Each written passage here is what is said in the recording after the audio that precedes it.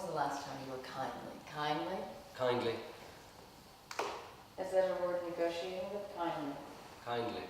Woe me for what? Enjoy those W's. Woe me for what? Woe me for what? Is that a nursery rhyme? Woe me for what? Woe me for what?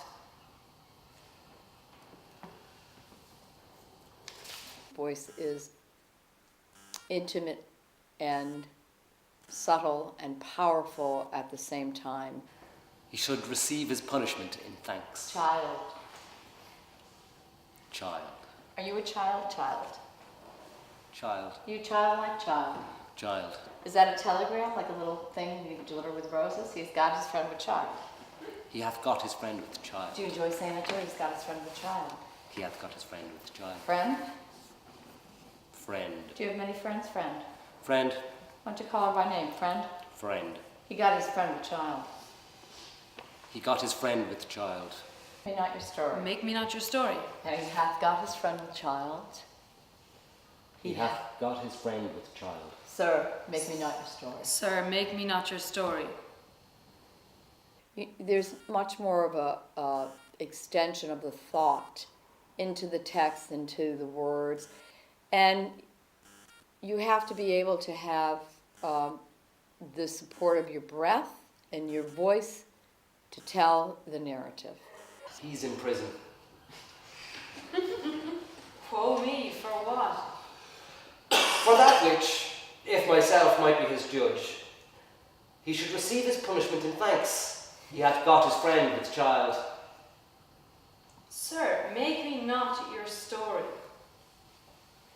Shakespeare's language is compact, gymnastic, specific, and powerful in its antithesis, in its use of consonants and assonants, figures of speech. The actor has to be able to have a voice that is energetic and subtle at the same time to respond to the moment-to-moment demands of the text. What do you think, for you, both of you? What was it? What Is it to open up the possibility of meaning? In using the words, it kind of knocks whatever preconceived notion or relationship I had conceived between Isabella and Lucio.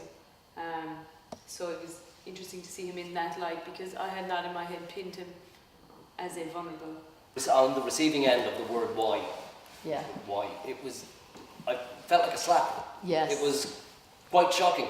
I kind of snapped out of where I was. A lot more choices there than I had conceived, and it will open me up to choices that I'm not aware of. And that puts the experience in your body, so that when you speak the lines, you're actually recalling language that has a gestation from this seminal point to, in the same way that you do in your everyday life. If I were to ask you about that 5-year-old experience, just with all of the animation that you just had, you'd recall the words and the experience and the semination of it. This is what happens when you're on stage. And so the scenes can change wildly, and I'll tell you this, we don't really block the scenes. We set up what the events are and what the action is, and the events of the play have to happen. Yeah. The events have to happen. You have to threaten her, that is an event. Okay? How you threaten her, how that happens is entirely up to you, and it can change every single night. There's a freedom, but if you're afraid of losing a line, you can't play the freedom. So we play the freedom, we're able to play the freedom because we do this work.